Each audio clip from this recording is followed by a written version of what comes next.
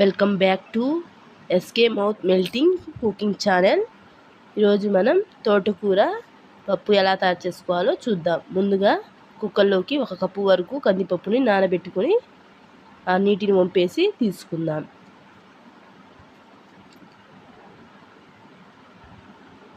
ఇప్పుడు 1 cup కందిపప్పుకి 1.5 cup water వేసుకొని అందులోనే కొన్ని కరివేపాకు రెబ్బలు, కట్ చేసిన 3 పచ్చిమిర్చి, 1 ఉల్లిగడ్డ, 2 టమాటా ముక్కలు, కొంచెం ఆయిల్ వేసుకొని 1 టేబుల్ స్పూన్ అంతా, 1/2 టీ స్పూన్ పసుపు,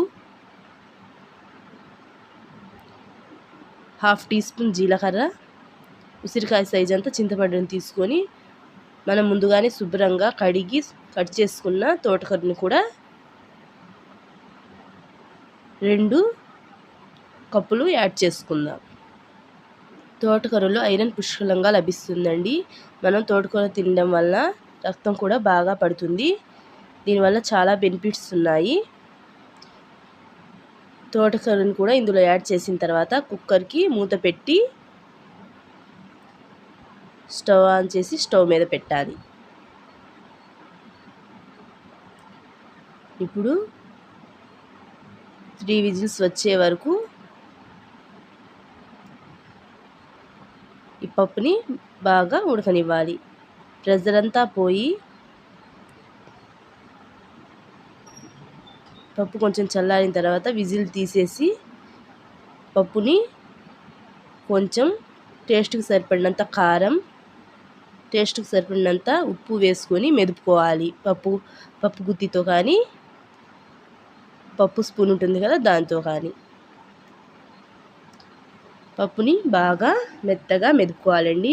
ఆకులుగా ఉంటే పిల్లలు ఇష్టపడరు కదా, అలాంటి వాళ్ళ కోసమైనా బాగా మెదుపుకోవాలి.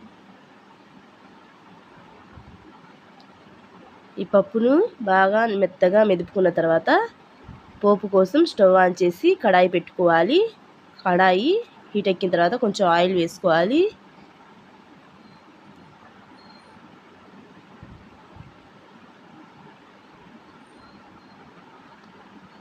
ఆయిల్ హీట్ ఎక్కిన తర్వాత ఆవాలు, జీలకర్ర, పచ్చిపప్పు, మినప్పప్పు వేసుకోవాలి తాలింపు కోసం. ఆ ఆయిల్లో అందులోనే 10-12 వెల్లుల్లిని ఈ విధంగా దంచి వేసుకోవాలి.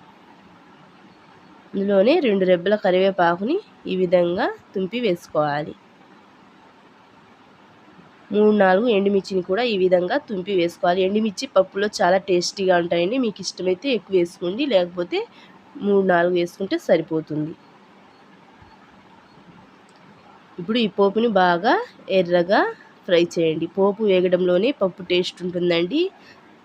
ఖచ్చితంగా మర్చిపోకుండా పోపుని బాగా ఫ్రై చేయండి. ఇప్పుడు మనం ముందుగానే మెదుపుకున్న పప్పుని ఇందులో వేసుకొని 2 నిమిషాల పాటు కలిపి